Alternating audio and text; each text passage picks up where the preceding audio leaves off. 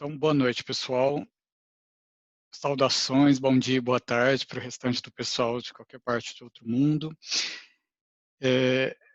Primeiramente, só pedir a todos, lembrando para vocês deixarem o áudio de vocês no silencioso e a qualquer momento, se vocês quiserem interagir com o grupo, vocês entrem em contato comigo no privado, no WhatsApp, que eu vou gerenciando o horário que vocês irá estar falando com o pessoal do grupo, tá bom?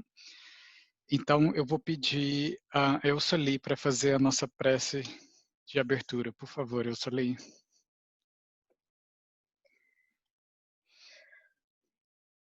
Querido Jesus, nosso mestre, nosso amigo, pastor das nossas almas, pedimos ao Jesus que envolva os nossos corações, apaziguando nossas emoções, que possamos estar serenos nesse instante, vibrando amor para o nosso planeta, para todos que necessitem, encarnados e desencarnados. Pedimos, Senhor querido, que envolver todos nós que estamos reunidos em Teu nome para estudar um pouco a filosofia espírita, a filosofia abrangendo toda a obra um dia, e que possa o palestrante Humberto, que as nossas bênçãos se derramem sobre ele, Senhor, para que ele possa estar bem lúcido a sua mente, para nos passar o conhecimento que queremos, que necessitamos. Abençoe Fabrício, abençoe a todos nós, Senhor.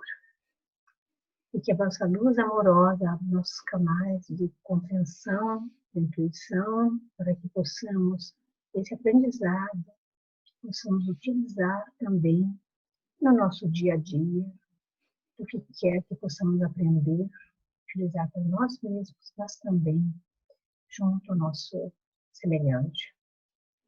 Nós pedimos, Senhor, que nossos guias espirituais estejam conosco e os benfeitores, protetores desse trabalho, dessa programação, Humberto, estejam todos também conosco, nos dando o amparo e a proteção. Nós pedimos, Senhor, e vos agradecemos. Que assim seja. Amém. Obrigado, Elsali. Então, agora eu quero passar a palavra para o Humberto. Humberto, você está no mudo, querido. Olá a todos, saudações. Eu queria fazer um brevíssimo retrospecto do que a gente fez até agora. A gente não avançou muito, mas a gente já não está mais tão próximo do zero. Então a gente pode tentar, de uma maneira lógica, o que é sempre bom, fechar aquilo que a gente já percorreu, aquilo que a gente já propôs ou trabalhou, para que aos poucos a gente possa dar mais sentido ao programa como um todo. É isso que a gente está fazendo de uma maneira assim mais ampla, mais panorâmica, né? Então, primeiramente, a gente observou que a proposta, até pela introdução e pela apresentação do livro, ela é uma proposta crítica. Ela é uma proposta que não apenas se autoavalia. Understand why. Failed to detect your speaker. Paula, por favor, o seu áudio. Desculpa, Humberto. Também é uma proposta que observa os fatos, observa as evidências possíveis apresentadas, aquelas que estão acessíveis, e a partir daí faz deduções, né? Nós vimos também que no movimento prático, os espíritas seguem duas grandes tendências antropológicas, que são o laxismo e a ortodoxia, ou a iconoclastia por um lado e a ortodoxia ou conservadorismo por outro. Então nós temos na prática espíritas que são laxistas, né? Ou seja, eles têm uma forma muito relaxada, muito frouxa de lidar com os princípios e acabam assumindo para dentro das suas crenças pessoais princípios que são contraditórios com a doutrina espírita, entendendo que, na verdade, essa doutrina é um direcionamento muito geral e eu posso somar qualquer coisa que eu quiser ou qualquer coisa que eu gostar a esse escopo muito vago e muito básico. e na tendência exatamente oposta à frouxidão doutrinária, existe a superortodoxia ou conservadorismo doutrinário, né, que beira o fundamentalismo, como em todos os movimentos humanos. São aquelas pessoas que leem tudo ao pé da letra e interpretam literalmente o que está escrito na obra kardeciana e chegam ao ponto, às vezes, de excluir qualquer outra coisa que não seja Kardec como definição de espírita ou como parte do corpo de pensamento, das consequências, digamos assim, desses princípios espíritas.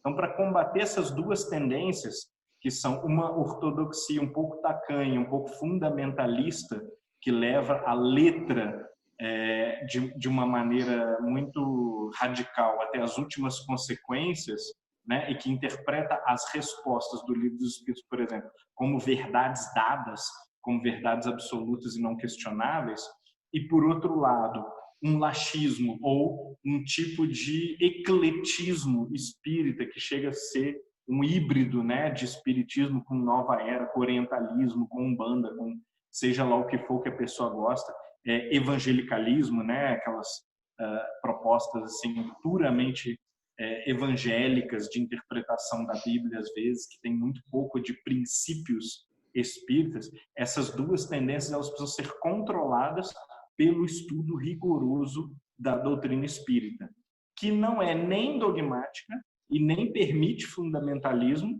porque é uma filosofia. Em filosofia nós não temos cláusulas pétreas, né? Se a gente tem uma única cláusula pétrea, uma única questão indiscutível, é que tudo pode ser discutido e tudo se submete aos limites da razão, aos limites da razoabilidade do discurso. E, por outro lado, nós também precisamos combater a outra tendência, que é a tendência a um relaxamento, a tendência a um relativismo, ou a tendência a um afrouxamento dos limites doutrinários, que no limite do extremismo pode permitir desvios e incorporações de todo tipo de coisas, inclusive coisas contraditórias com os princípios fundamentais da filosofia espírita. Então, nesse ínterim, nós observamos que, se não é um fundamentalismo, ou seja, se tudo não foi criado a partir do nada por Kardec, pelo conjunto de investigações que Kardec fez junto aos médiuns, então nós temos que achar esses princípios bem distribuídos pelo resto da história da humanidade. Nós podemos achá-los, por exemplo, em muitos criadores de religião, muitos santos, místicos, profetas e também em muitíssimos filósofos. Adicionalmente, a gente observou que na prática uma grande quantidade de questões fundamentais do espiritismo, elas não são novas, elas fazem referência à tradição filosófica, aquilo que já havia sido proposto como fruto da especulação puramente racional. E agora, quando nós entrarmos no primeiro capítulo do Livro dos Espíritos, nós vamos ver de uma maneira ainda mais transparente que não há respostas fixas, não há respostas prontas, chavões e questões dogmáticas que são impostas e cuja crença, cuja adesão é obrigatória. Muito pelo contrário.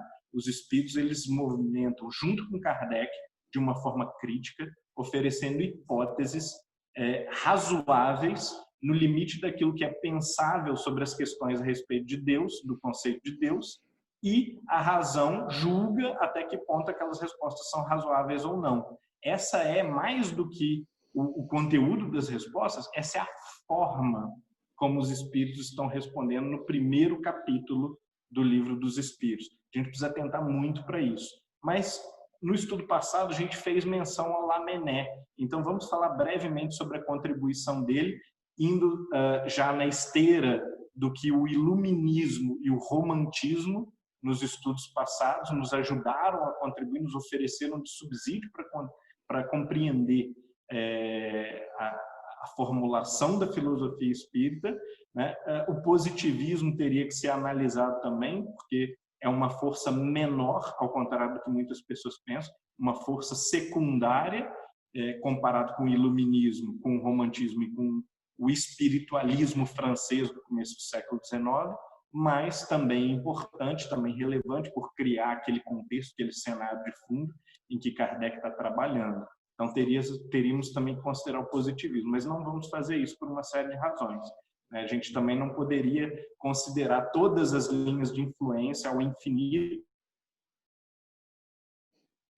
A gente ficaria aqui alguns meses estudando tudo aquilo que pode ou que com certeza influenciou o pensamento de Kardec ou o contexto da época, viabilizando inclusive as respostas por via mediúnica, né?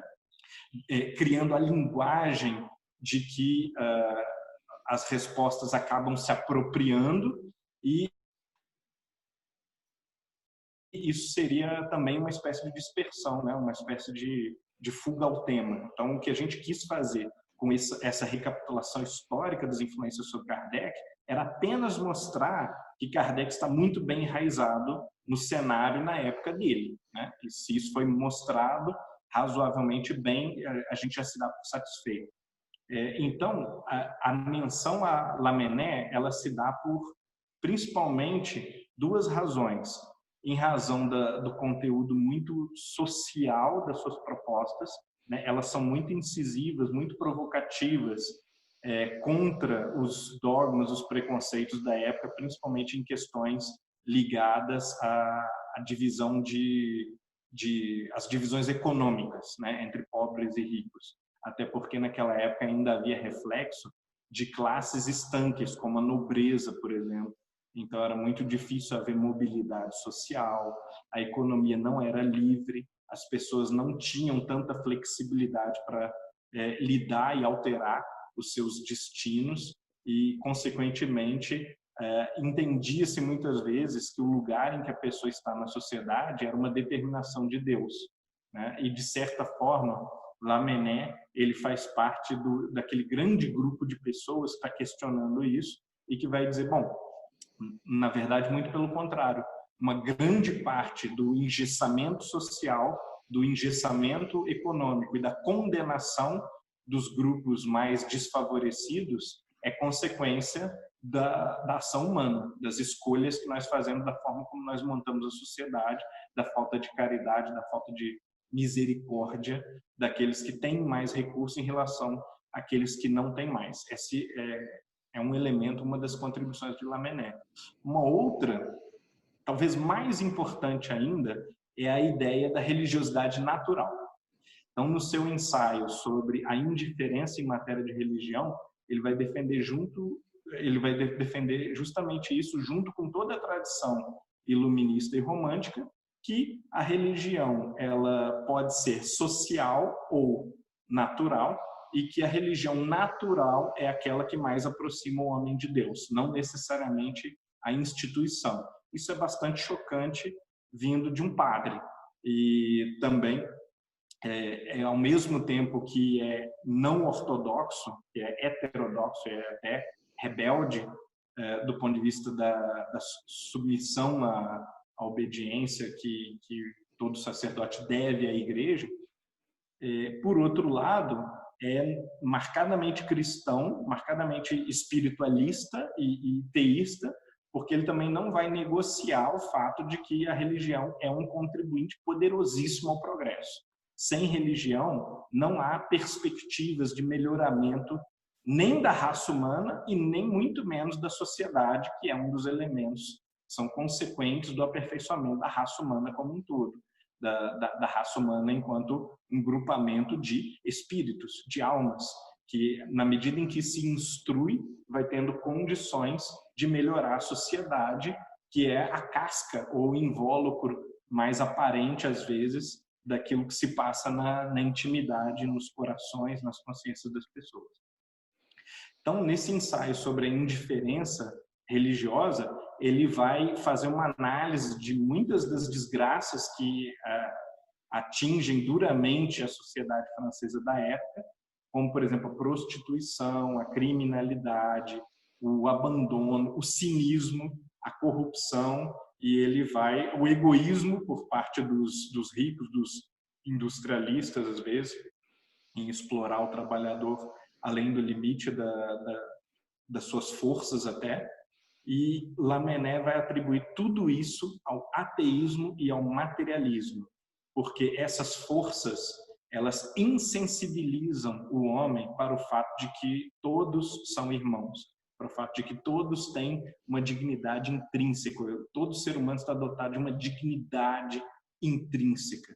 E essa dessensibilização feita pelo materialismo, ela é extremamente sutil, porque ela também atinge pessoas religiosas, pessoas que são nominalmente religiosas ou institucionalmente frequentam uma igreja aos domingos, por exemplo. Elas podem, dentro de uma sociedade toda ela materialista, com ideias econômicas, com ideias políticas, com ideias sociais, com ideias antropológicas, por exemplo, racistas ou sexistas, elas podem entender o mundo de uma maneira materialista, mesmo sendo frequentadores de uma igreja. Então, Lamennais percebeu isso de maneira muito cirúrgica, com muita perspicácia, uma perspicácia realmente visionária, e aponta para o cerne da questão. É uma cultura de fundo cada vez mais materialista, cada vez mais ligada ao prazer, à fruição dos sentidos do corpo. Né? Claro, a gente está falando dos pecados da gula, da sexualidade, do abuso do dinheiro, do abuso do álcool e de outras substâncias que já estão surgindo ali naquela época, né, como veículos de fuga da realidade, de responsabilidade e também de perpetuação de uma ilusão de prazer permanente, e através desses mecanismos de fuga, também da vaidade, que às vezes é uma forma mais sutil, o orgulho, a vaidade intelectual, o poder humano, o controle sobre outras pessoas, é uma forma pouquinho mais refinada de sensualismo e de materialismo. Através dessas viciações pelas paixões mais materiais, o sujeito vai perdendo cada vez mais a sensibilidade do coração, no sentido de o coração ser uma metáfora, claro, né, para aqueles sentimentos mais profundos, para aqueles sentimentos mais delicados, mais intelectuais ou mais espirituais e morais, que só quem não está totalmente absorvido pelas paixões corpóreas ou sensuais, digamos assim, consegue fruir, consegue observar em si de maneira mais cuidadosa, mais delicada o suficiente para que isso o afete. Então, através dessa percepção, Lamennais vai inaugurar toda uma linha de espiritualistas, principalmente católicos, contestadores. O Papa vai lançar uma encíclica que é essencialmente direcionada contra ele, que é a Mirari Vos, e nessa encíclica ele combate basicamente as ideias de Lamennais, né? Não é só ele, é um grupo de pessoas que está ali atuando como perturbadores da ordem da igreja, por assim dizer, e que é visto como inimigo ou como talvez não como inimigo, mas como um elemento de perturbação, de desordem no seio da igreja.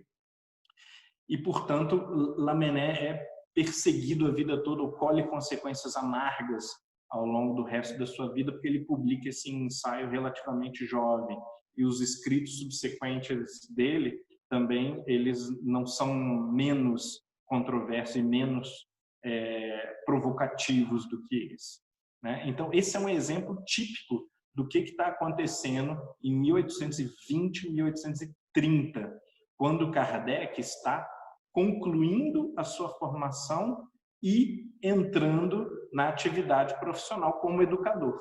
Né? Essas são as ideias que estão no ar, estão pipocando, uma espécie de espírito contestador muito forte, que a gente nota também em Kardec.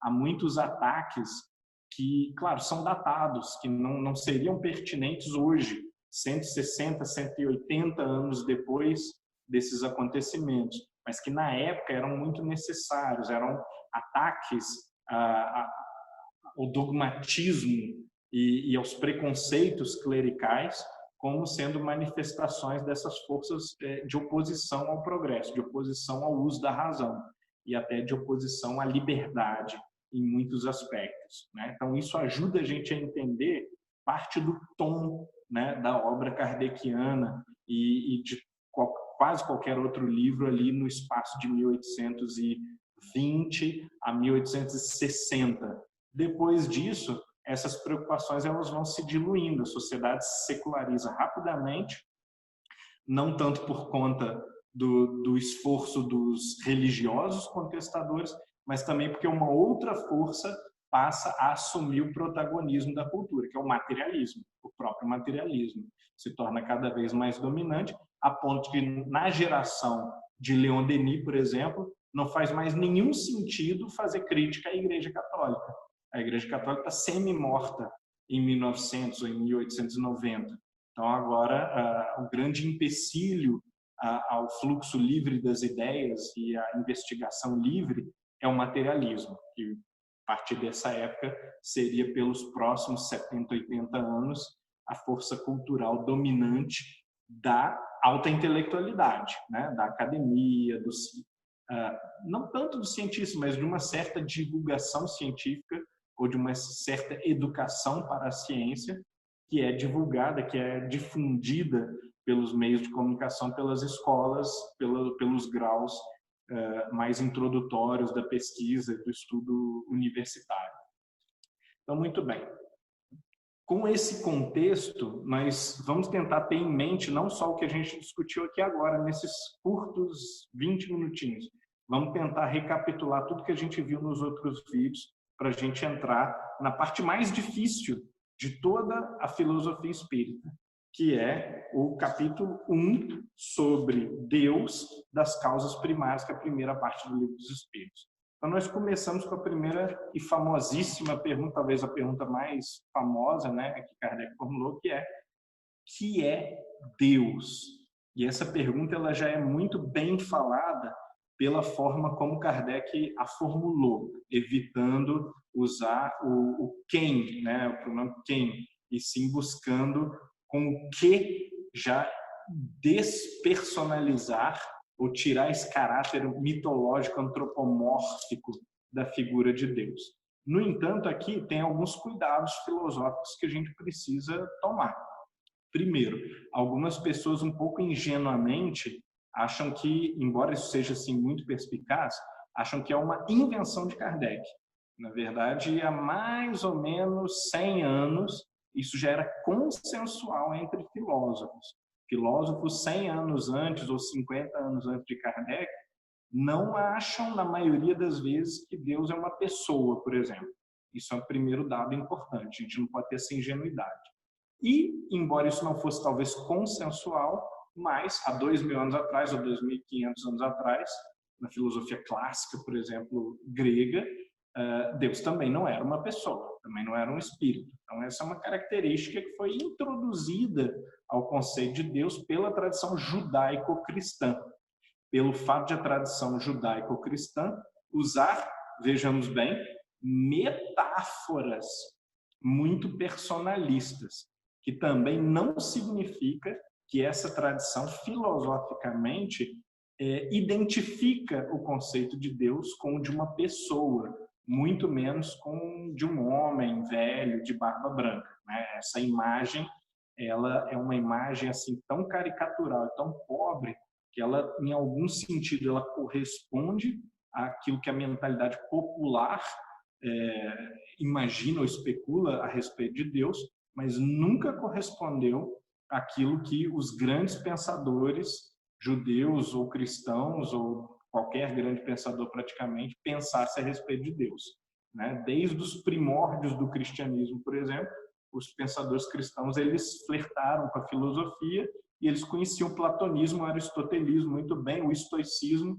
todos oferecem visões não personalistas de Deus. Então, no mínimo, por conta desse flerte com a filosofia, ou desse híbrido que o cristianismo é entre o judaísmo e a filosofia grega, no mínimo por causa disso a gente tem que dizer que essa imagem ela é uma imagem popular. Ela não corresponde àquilo que Santo Agostinho pensava sobre Deus ou que Santo Tomás de Aquino pensava sobre Deus, e muito menos corresponde ao que, por exemplo, Descartes, Leibniz ou Kant pensam sobre Deus, embora esses sejam pensadores cristãos, né? Para não falar de pensadores não cristãos e que são assumidamente panteístas ou que têm uma concepção radicalmente diferente de Deus, como Spinoza, por exemplo, né? entre outras, Plotino na antiguidade. Temos muitas opções na mesa. A gente precisa ter uma noção mínima de filosofia para, se a gente não quiser, tudo bem, mas a gente não pode fazer afirmações taxativas, muito ingênuas e muito assim peremptórias a respeito de uma certa importância de Kardec ou de um certo pioneirismo de Kardec nessa formulação. E, na verdade, ele está aqui seguindo de maneira bem ortodoxa aquilo que a filosofia já dizia, aquilo que o melhor da filosofia já tinha elaborado como conceito de Deus. A resposta também é muito interessante, porque a resposta é tudo menos nova, né? A resposta dos Espíritos é a inteligência suprema e a causa primeira de todas as coisas. Causa primeira, Deus é desde da Atenas clássica, tá? 2.400 anos atrás, ou 2.350 anos atrás. Essa é a definição aristotélica de Deus. É uma causa incausada, aquilo que começa a linha de causalidade. E nós não podemos, pela razão, pela pura razão, sem nenhuma revelação transcendente, né, nenhuma comunicação de lá para cá, nós podemos inferir que uma bola de sinuca só se movimenta porque outra bola bateu nela. Então, nunca uma bola ela é uma explicação do movimento. Ela é sempre uma causa condicionada ou uma causa passiva, porque ela está condicionada a alguma outra coisa, o taco ou uma mão de alguém ou outra bola de bilhar ter colidido com ela. A gente sabe que é assim que funciona a mecânica básica, cinética, né? No entanto, há de haver uma causa explicativa, isso é, uma causa que não é condicionada a um outro movimento ter acertado aquela bola branca para ela finalmente comunicar o movimento para outras bolas, né? É preciso que haja uma causa, digamos assim, espontânea ou uma causa ativa, algo que começa, né, dá o fiat lux lá, do início cósmico, ou da ordem de todos os movimentos do universo. Então, Aristóteles já tinha percebido isso com perfeita clareza. Platão, na verdade, também já tinha percebido isso, não formulou dessa maneira, mas vai formular que a origem de tudo é o bem supremo, absoluto, belo, verdadeiro, uma espécie de sol das almas, que é notadamente Deus, todos nós sabemos, né? Um conceito teológico até, no sentido que a filosofia trabalha com o conceito de Deus também. É uma teologia, é um estudo de Deus, é um estudo do conceito da causa primeira, da fonte absoluta de todas as coisas, do princípio explicativo que permite a gente pular por cima da ordem infinita de passividades, de comunicações, de causa e efeito, né, para chegar numa espécie de primeiro motor, ou princípio explicativo de tudo.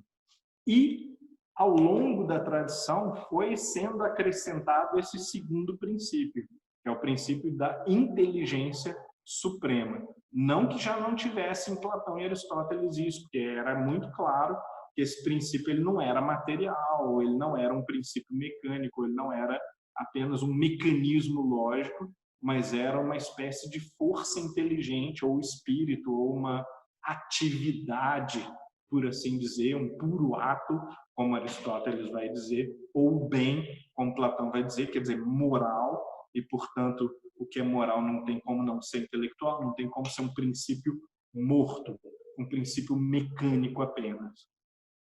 Mas essa ideia ela era precária nos pensadores gregos.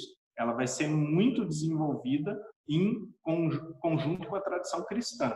Então, a partir de Tomás de Aquino, por exemplo, de Santo Anselmo, de Duns Scotus, para frente de Guilherme de Ockham, né, nós vamos observar que essas noções elas vão sendo muito rapidamente incrementadas, até que nós vamos chegar na geração de Descartes, ou de Spinoza, ou de Leibniz, e a definição de Deus, aí sim, já vai ser a de uma inteligência suprema, causa primeira de todas as coisas. Principalmente em Leibniz, essas são as definições padrão de Deus. Inclusive, há longas e muito poderosas demonstrações de que tem que ser assim. que uma coisa não inteligente não pode ter criado a inteligência, né? Porque assim como uma bola transmite movimento a outra bola, batendo nela, que há uma semelhança entre as duas, entre a natureza de um corpo e a natureza de outro corpo, da mesma maneira, para que haja inteligência, nós sabemos que nós temos inteligência, né? É preciso que algo inteligente tenha comunicado, tenha inspirado, tenha, de alguma maneira, imbuído geneticamente essa inteligência nas criaturas. Então, assim como nós vemos que nós somos inteligentes e que há ordem, lei e mecanismos inteligentes na natureza, nós sabemos que a causa primeira de tudo há de ser uma inteligência. Isso é absolutamente inevitável. É a ordenação da razão que nos leva a essa conclusão. E aí, olha que interessante. Kardec coloca como segunda questão uma questão que muitas pessoas acham irrelevante, um acréscimo desnecessário à discussão, né? Que é o que se entende por infinito. Ao que é respondido é aquilo que não tem começo nem fim. O desconhecido. Tudo que é desconhecido é infinito. Ele insiste. Pode-se dizer que Deus é infinito, então? Ele acabou de ouvir a resposta, que o infinito é o desconhecido. E aí ele pergunta, então Deus é infinito? Sendo que ele já tinha ouvido que é o desconhecido. Aí a resposta é definição incompleta, pobreza da linguagem dos homens insuficiente para definir o que está acima da inteligência.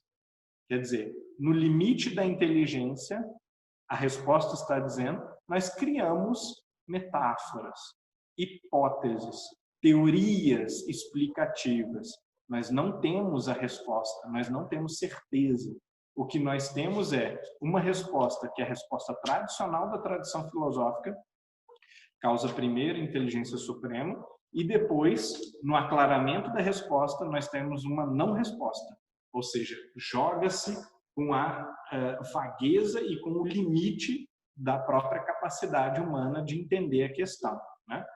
E aí Kardec explora um pouquinho mais a questão, comentando o seguinte, embaixo da resposta, ele mesmo comenta: Deus é infinito em suas perfeições, mas o infinito é uma abstração.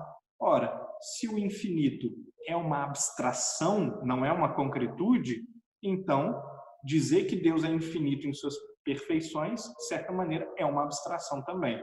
Então, continuamos não tendo respostas definitivas e concretas sobre a natureza de Deus. O que nós temos são hipóteses explicativas que apoiam a razão, sustentam a razão, numa tentativa muito precária de lançar luz sobre um objeto do qual ela, na verdade, não consegue tratar.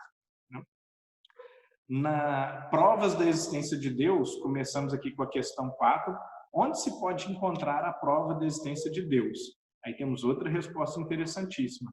No axioma que aplicais às vossas ciências, não há efeito sem causa. Ora, aqui a resposta está fugindo do subjetivismo comum àquela época, como, por exemplo, o subjetivismo de Kant, e está preferindo uma linha, é aqui uma posição bem concreta, né, ao contrário de outros momentos do mesmo capítulo, é uma posição bem concreta em favor do realismo, de que o princípio de causa e efeito é algo na estrutura da realidade, é algo que existe no seio da natureza, que pode ser identificado, e é identificado por todas as ciências, que a gente sabe que os fenômenos todos eles funcionam segundo esses princípios de causa e efeito, ou pelo menos de tendências estatísticas, pressões causais, assim por diante, né? Procurai a causa de tudo que não é obra do homem e a vossa razão responderá. Aqui também já se insinua um pouco do argumento do relojoeiro, né? Aquilo que tem causa inteligente, isso vai ser desdobrado nas próximas questões, que não foi o ser humano que fez, tem que ser uma coisa inteligente. Há algumas coisas que o ser humano sequer compreende, ou seja, são sabedoria e inteligência superiores às forças humanas que criaram essa estrutura da natureza. Ora, a causa de tudo não pode apenas ser inteligente, ela tem que ser mais inteligente do que o homem. Questão número 5. Que consequência se pode tirar do sentimento intuitivo que todos os homens trazem da existência de Deus? Outra pergunta interessante, né? Kardec está pressupondo aqui que há um sentimento intuitivo da existência de Deus, como uma grande parte da filosofia daquele momento pressupõe, né? O próprio Lamennais, o Benjamin Constant de Rebecque, Schleiermacher, Goethe, uma série de pensadores daquele período ou de um período um pouquinho posterior à virada para o século XIX, vão propor que, na verdade, a religião é um sentimento natural, não é uma invenção social do dogma ou uma organização social apenas, né? Mas é um reflexo, essa sociedade ou essa cultura, ou esses conceitos e símbolos são reflexos de algo natural que apela no homem para a adoração, que apela no homem para o reconhecimento de uma força maior, o reconhecimento de que há inteligência patenteada no cosmos e essa ordem perfeitíssima, essa sabedoria, essa moralidade, essa inteligência hão de corresponder a algum tipo de inteligência suprema. Tá? Isso já está pressuposto na pergunta, mas vamos à resposta. Que Deus existe, né? É isso que sugere o sentimento intuitivo da existência de Deus, que Deus existe. Pois de onde viria o sentimento se não se apoiasse em alguma coisa? É ainda uma consequência do princípio de que não há efeito sem causa. Quer dizer, se você observa um fenômeno, se você observa um dado, se há uma evidência, né, que contribui com a ideia de que os seres humanos reconhecem uma divindade, tá aqui mais uma coisa que merece ser explicada. Então, outras ciências vão tentar, talvez, em algum momento, dar outras respostas possíveis para esse sentimento. Não, tem uma causa, a causa é a carência humana, fraqueza psicológica, a dominação social, alguma coisa assim, vícios de linguagem. Vão haver muitas outras tentativas de explicar, mas uma explicação possível é que a causa é o objeto que se está encontrando consistente e sistematicamente em todas as culturas, em todas as épocas. E aqui é interessante também que dessa para a próxima questão, que é a questão dessa existência entre os povos primitivos e que ela não seja fruto de uma educação adquirida, essas 3 questões na sequência, elas estão sugerindo justamente que o ateísmo é um produto da cultura. Por quê? A resposta talvez antirreligiosa básica, ou a resposta materialista básica, seria que a religião é um construto da sociedade, a religião é um construto da cultura. Entretanto, desde a época das cavernas e em qualquer comunidade primitiva que já existiu, há religião. O que não há é o ateísmo e o materialismo, são produtos da civilização, são produtos de um certo refinamento linguístico, de um certo refinamento cultural. Ora, se o materialismo e o ateísmo nascem muitíssimo depois e são muitíssimo mais limitados geograficamente, culturalmente, do que os princípios religiosos ou espiritualistas, então não há nenhum sentido em dizer que esse é o estado natural de coisas e que o estado secundário ou artificial é o acréscimo das ideias religiosas. Pelo contrário, faz mais sentido imaginar que a religião é o estado natural e que o ateísmo e o materialismo são um acréscimo, uma enxertia cultural, um produto linguístico-cultural histórico, né, que é acrescentado em algum momento da marcha da civilização. Mais para frente, depois, nas questões que tratam do materialismo, Kardec vai lidar muito bem com essa questão, de maneira muito mais abrangente. Então, vamos à questão número 7. Poder-se-ia encontrar nas propriedades da matéria a causa primeira da formação das coisas? Essa é uma pergunta, claro, que Kardec fez de maneira um pouco retórica. Ele sabe qual é a resposta, porque Aristóteles já tinha dado a resposta. Então, ele não precisaria perguntar isso para os espíritos, mas os espíritos respondem e a resposta ajuda a gente a aclarar a maneira deles de responder, que é o que eu estou tentando enfatizar nesse encontro de hoje. Mas, então, qual seria a causa dessas propriedades? Quer dizer, propriedades que não sejam espontâneas, que não se expliquem a si próprias, sejam, portanto, princípios condicionados e passivos, carecem de uma outra explicação anterior. Então, não é suficiente dizer, bom, existem as propriedades das partículas subatômicas, das partículas básicas de constituição da matéria, e graças a essas propriedades a matéria se monta e funciona do jeito que funciona. Bom, embora, infelizmente, algumas pessoas ainda tentem responder assim, isso já tinha sido julgado para escanteio como uma pseudo-resposta, ou uma espécie de escamoteamento da questão fundamental, já na época de Platão e de Aristóteles. Bom, a questão número 8 continua. Que pensar da opinião que atribui a formação primeira a uma combinação fortuita da matéria, ou seja, ao acaso? Outro absurdo, que o homem de bom senso pode considerar o acaso como um ser inteligente. Além disso, aqui é que é interessante, o que é o acaso? O acaso é mais uma daquelas palavras vazias que não sugerem nenhum princípio explicativo para nada, mas é simplesmente um apontar para uma espécie de super Deus das lacunas, um argumento que às vezes é de maneira bem infeliz usado por religiosos, que é o God of the Gaps, ou Deus das lacunas, que é quando você não sabe a resposta, dizer, bom, deve ser Deus. Justamente, a ciência não responde, deve ser Deus. E esse argumento aqui está sendo usado de uma maneira mais ou menos similar pela teoria do acaso. Como que chegamos a esse estado de coisas organizado e arranjado? Bom, através do acaso. Quer dizer, tudo aquilo que carece de explicação, ou qualquer ordenamento natural para o qual a gente não tem explicação nenhuma, pode ter sido vindo do nada, ou pode ter surgido ao acaso, através de muito tempo. As possibilidades, elas caminharam para esse arranjo através da infinidade possível de acidentes. Isso não apenas não é sugerido por nenhuma evidência, como também não é uma explicação de nada, é uma anti-explicação, é uma espécie de argumento que ele desvia da explicação que foi pedida pela pergunta para algum tipo de estado nebuloso, um conceito tão vago que é capaz de você atribuir qualquer coisa a esse conceito, ou apontar esse conceito como causa de qualquer coisa, sem que, na verdade, ele tenha explicado uma única coisa. Não há uma única coisa no universo que a gente possa dizer que é produto do acaso.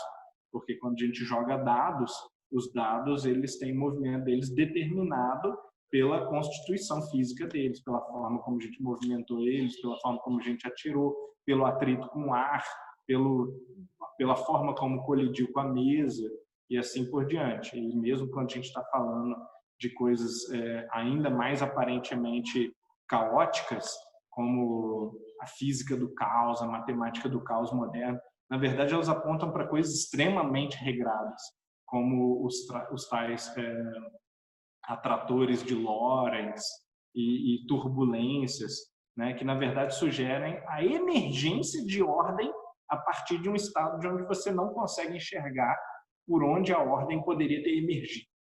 Isso é muito, muito sugestivo, a forma como nós usamos a linguagem de uma maneira pervertida para insinuar, às vezes, o oposto daquilo que está acontecendo.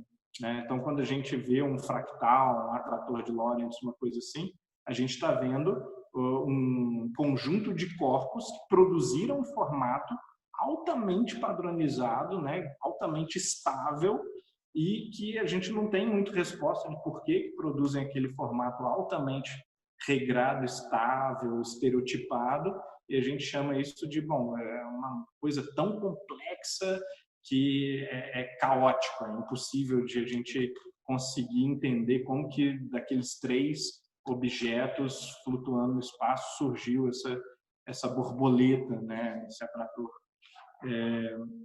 Enfim, acho que a gente pode fazer uma última consideração para fechar essa primeira parte, ou esse primeiro capítulo do Livro dos Espíritos, que é dizer o seguinte: a gente observa pelas respostas que, em primeiro lugar, elas repetem respostas tradicionais da filosofia. Em segundo lugar, nenhuma é uma resposta conclusiva. São respostas evasivas, hipotéticas, que levam o leitor a considerar quais são as opções de resposta para esse problema. Portanto, é impossível você, a partir do fundamento mais básico da filosofia espírita, criar algum tipo de resposta estereotipada, conclusiva, cláusula pétrea ou algum tipo de dogma. Né? O que a gente está fazendo aqui, desde o começo, com essas respostas, e Kardec com as perguntas, o que se está fazendo é uma filosofia no sentido mais puro da palavra, está levantando hipóteses explicativas para os problemas mais radicais da fundamentação de toda a realidade que existe.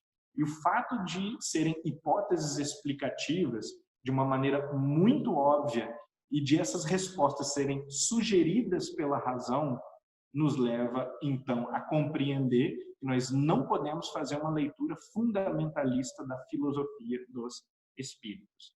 Enquanto ela é uma filosofia, e essas respostas deixam isso muito claro, nós temos que investigar quais são as possibilidades disponíveis racionalmente.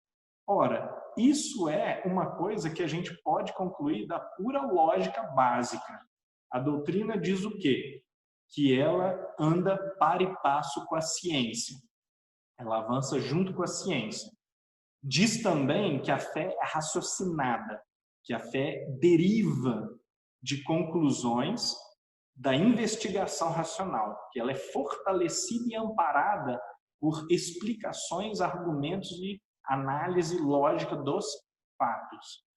Na outra mão, eu poderia ter a ideia de que existem dogmas ou cláusulas pétreas, ou então questões que são indiscutíveis e que precisam ser engolidas na doutrina espírita. Para ser espírita, você tem que acreditar em A, B e C.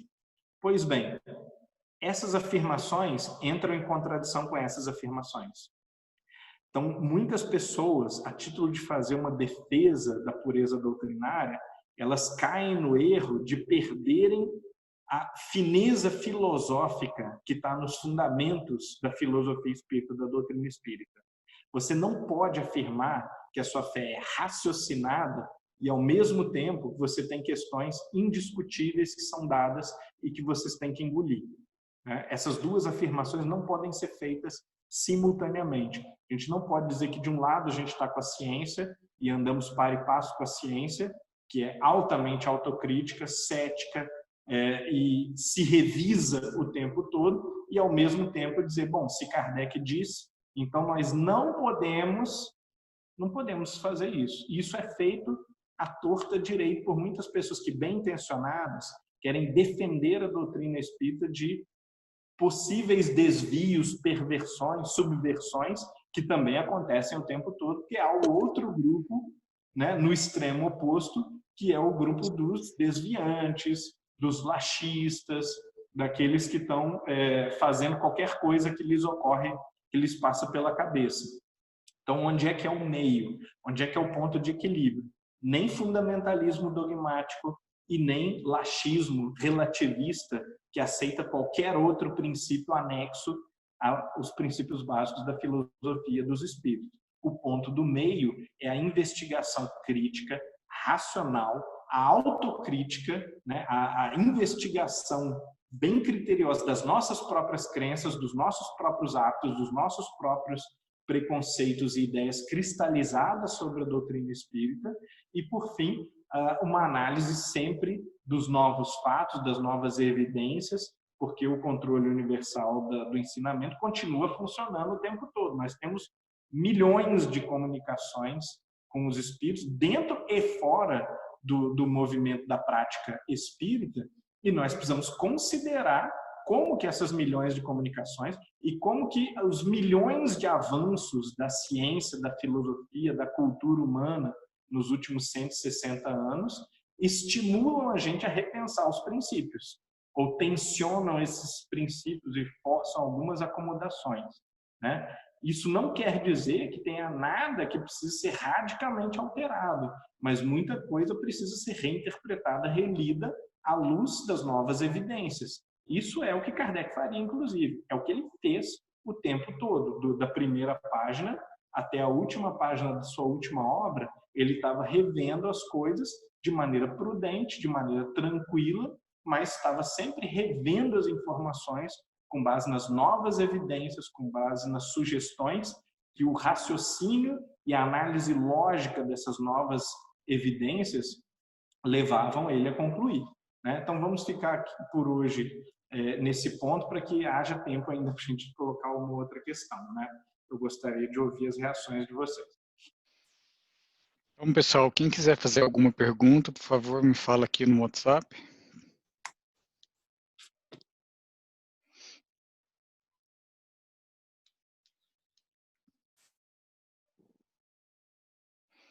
Não é bem pergunta, mas é que é tão lindo essa 8 de admissão, né, da harmonia de Deus no universo e, consequentemente, com todas as suas criaturas, que na 616 também é bem longe, né, bem assim, bem mais para frente, mas é mais ou menos também o mesmo, porque a pergunta seria mais ou menos assim, muito bem, mas criaria Deus de leis, normas, numa época para na outra época proibir? Então, os espíritos respondem, né, uma resposta longa, e a parte que sempre me chamou atenção na minha vida é essa parte linda, assim, as leis de Deus são perfeitas. A harmonia que reina no universo material como no moral são estabelecidas em leis criadas por Deus desde toda a eternidade. Quer dizer, já está dizendo desde toda a eternidade. Quer dizer, aquilo sempre vai perdurar. Deus não vai assim desfazer aquilo que ele, numa época, permite, na outra época ele vai desfazer. Eu queria que por favor, que o Humberto me falasse sobre essa comparação das duas, da número 8 e da número... Porque eles não se contradizem, não, mas não é a mesma definição, é quase igual. Então, por gentileza, Humberto, que é linda essa, a 8 é tão lindíssima, uma das coisas mais bonitas que tem dentro do Livro dos Espíritos, né, com relação a Deus, definição, né? Por favor, poderia falar um pouquinho? Sim, excelente. A 8 e a 9, elas retomam de maneira bem clara o argumento do relojoeiro, né? Quer dizer, há fenômenos inteligentes, há uma harmonia, há uma ordem no cosmos, uma ordem que não é só uma ordem lógica, mas é também uma ordem sábia, justa e boa, uma ordem moral, né? Que a gente percebe nas entrelinhas, embora haja maldade, sofrimento, atrozes no mundo, a gente percebe que existe nas entrelinhas invisíveis e sutis da amarração da sociedade, a gente nota que há um mecanismo, né, o contributo também da poderosíssima ideia da reencarnação, a gente consegue perceber a lógica interna, a harmonia moral também, não só a harmonia cósmica no sentido material, no sentido da organização dos seres vivos, por exemplo, das estrelas, das galáxias, né, da criação, por assim dizer. Né? E essas duas questões, elas estão em perfeita harmonia com a ideia de que há, sim, leis eternas, de que essas leis não são apenas leis que existem na mente de Deus, mas elas são perceptíveis pela nossa análise do mundo, pela nossa análise das outras pessoas, pela nossa análise das leis da vida. Então, quando a gente consegue investigar o cosmos com serenidade, sobriedade e rigor, a gente vai observar isso, que há certas leis que manifestam, ou que elas sugerem, elas propõem à própria razão uma grandeza, uma sabedoria. E, ao mesmo tempo, esse aqui é o pulo do gato. É isso que diferencia o relativista do dogmático. O relativista vai dizer o quê? Toda teoria é humana, né? Isso aqui é um produto século XIX, uma cabeça de um homem que era um homem dominado pela linguagem da época, do outro extremo, né, do oposto ao relativismo, a gente tem o fundamentalismo ou dogmatismo. Vai dizer, bom, se leis eternas e perfeitas são as mesmas desde toda a eternidade, então isso que está aqui no livro não pode mudar. Isso aqui é tudo, da primeira até a última página, cláusula pétrea. Então a gente tem que engolir tudo da forma como está aqui. Entre as duas coisas existe a razão. A razão é a mediação saudável entre saber que é produto do tempo, que é produto da linguagem, que é produto da personalidade finita de Allan Kardec, lidando com outras personalidades finitas, extraindo dali hipóteses razoáveis para a nossa compreensão, para o nosso grau de lucidez atual, e, ao mesmo tempo, que a investigação racional nos aproxima de verdades que são eternas, são perenes, que não dependem da mente humana. São as leis com que o próprio Deus organizou o universo, ou que são o próprio Deus, né? São, digamos assim, existe essa expressão um pouco controvertida, mas são o corpo de Deus, né? A gente poderia entender assim, né? Que existe um espírito de Deus, existe um corpo de Deus. Qual que é o corpo de Deus? A natureza. É a forma como Deus pode ser visto e tocado. É por isso que todas as coisas merecem ser apreciadas e respeitadas. Então, entre as duas visões, existe a acomodação da razão. Eu sei que...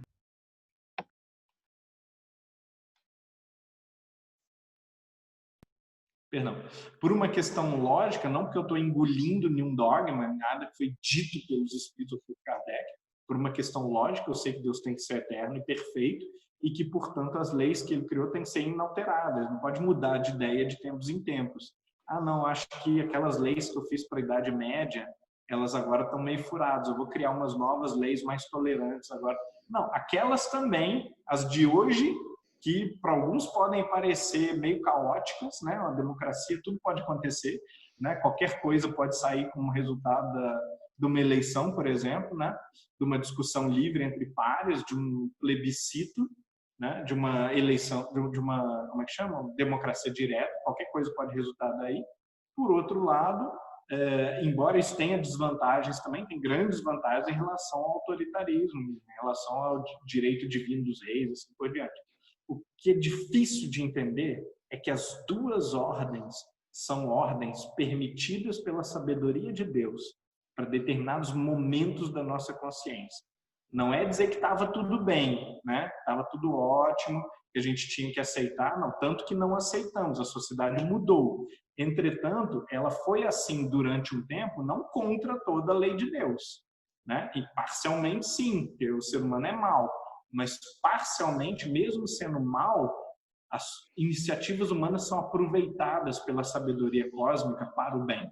Então, mesmo a maldade humana, ela muitas vezes ela não redunda na destruição total ou na perversão total. Ela acaba sendo aproveitada de alguma forma construtiva. E aquela metáfora indiana linda, né, do pântano mais fétido de restos mesmo, né, de fezes e tal, nasce o lótus de perfeição, de exuberância resplandecente. Isso é muito sagaz para explicar como que Deus atua através do contraste, como que Deus tira do sofrimento uma alma mais bela, mais pura, né? E isso a gente precisa usar também no nosso exercício filosófico, essa capacidade de conciliação e de moderação. A lei perfeita e o fato de que a gente sabe que isso é um livro humano, né? Até por mais que a gente ingenuamente ache que não houve nenhum filtro mediúnico, que a compilação das perguntas foi levada à perfeição, foi levada a cabo aquilo que é de fato a doutrina dos espíritos, a gente sabe que os espíritos não são todos perfeitos, tem uma série de espíritos diferentes aqui respondendo, né? E essas respostas elas foram organizadas de acordo com a consciência de Kardec como sendo as respostas mais razoáveis entre as apresentadas. Isso não é a verdade absoluta, nós vamos caminhar muito ainda, né? A verdade absoluta ela jamais poderia ter sido dada para criaturas como nós. Nós não sabemos como nosso corpo funciona. Nós não temos certeza, a maior parte da humanidade não tem certeza se a alma é imortal, acredita, mas não sabe por quê, não vê, não entende. A gente não entende como o espírito concilia com o corpo, como é que comunica dentro do cérebro o que é espiritual se converte em físico e vice-versa, como é que o espírito dirige a formação de um feto. A gente não sabe muitas coisas sobre a matéria mais básica, do que é feita a matéria, né? A gente tem essas respostas assim meio vagas, meio mais abstratas do que concretas. Ora, nós não sabemos nada. Nós somos criaturas terríveis que continuamos fazendo à torto direito maldades monstruosas, algumas vezes em nome da democracia, em nome do progresso, em nome da justiça social, em nome de Cristo, em nome de Maomé. Como que nós podemos pretender que a verdade final absoluta sobre todas as coisas tenha caído no nosso colo 170 anos atrás, 150 anos atrás? Né? É muita falta de noção da realidade, noção do nosso estado real. Então nós temos uma doutrina que é muito poderosa, que é aquilo que de melhor a nossa razão nos permite entender agora. Mas essas respostas elas precisam continuar sendo exploradas, investigadas como matéria de estudo, de análise da realidade que são, e não como dogmas, não como verdades que caíram em tabuletas de argila no colo de Moisés. A gente já passou dessa fase.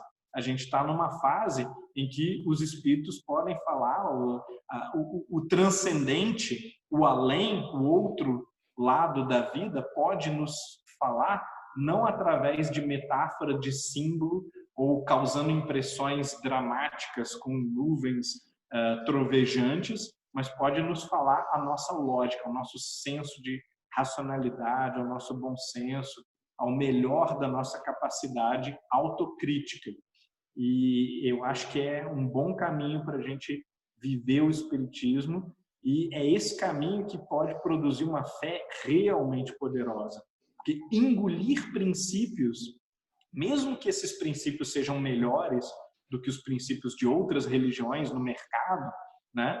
Engolir princípios não tem sido, a gente tem provas concretas disso, não tem sido o caminho do aperfeiçoamento das almas, né? Vez ou outra a gente vê uma pessoa que teve uma conversão sentimental, ou então que é um filósofo que caminhou ali como um Aristóteles ou como um Leibniz na direção da verdade por questão de convicção racional, mas as religiões, da forma como elas têm sido apresentadas, como princípios aos quais eu sou obrigado a aderir, e se eu discutir isso eu não posso fazer parte daquele grupo, isso não levou a humanidade a um progresso tão rápido quanto desejável. Então, por que não tentar essa nova forma, que é a forma investigativa, a forma da crítica racional, a forma da investigação judiciosa, criteriosa da verdade, né? Obrigado, Humberto. Nós temos algumas perguntas, mas por causa do horário, eu vou fazer o seguinte, eu vou colocar as perguntas no grupo, e aí quando você disponibilidade, você dá um retorno para a gente. Tá bom? Você tem alguma consideração final para fazer antes da gente encerrar o grupo? Não, agradeço, né? Lamento não ter respondido, vou tentar responder cuidadosamente as perguntas no grupo. E até semana que vem com a continuação de onde a gente parou, né? Questão 10 do Livro dos Espíritos, né? A gente não vai fazer isso com o livro todo, tá? Não precisam ficar assim apavorados, mas é que esse começo ele é mais chão, ele é mais fundamental. A gente entende também essa mecânica de como as perguntas e respostas funcionam, ou seja, qual é o método que está sendo aplicado, a gente já absorve, ou já nos cai a ficha suficiente para a gente entender que não se trata de um conjunto de princípios a serem cridos, né? Não é uma cartilha de catequese, muito pelo contrário, né? Isso aqui é uma proposta de compreensão, de investigação da realidade, uma proposta aberta, né? Para a qual Kardec nos convida a trabalhar em conjunto com ele, e não nos oferece como Moisés ofereceu, né? Com todos os méritos dele na época dele, há 3.200 anos atrás. Muito bom, obrigado, Humberto. Então, pessoal, se alguém ficou com alguma pergunta pendente, além das que eu já estou aqui no meu WhatsApp, manda para mim, que eu divido lá no grupo e o Humberto responde quando ele puder, tá bom? Então, muito obrigado a todos, tenham uma boa noite. Obrigado, Humberto. Um abraço a todos. Tchau, gente. Eu peço desculpa, viu, Fabrício, mas é que meu telefone ficou sem eu não tinha ladadeira. Então, por isso que eu não pude, eu tive que aproveitar naquela hora o gancho, sabe, para poder. Por isso que eu fiz aquela pergunta, sabe? Desculpe. Eu achei ótimo. Abração, gente. Tchau, um abraço.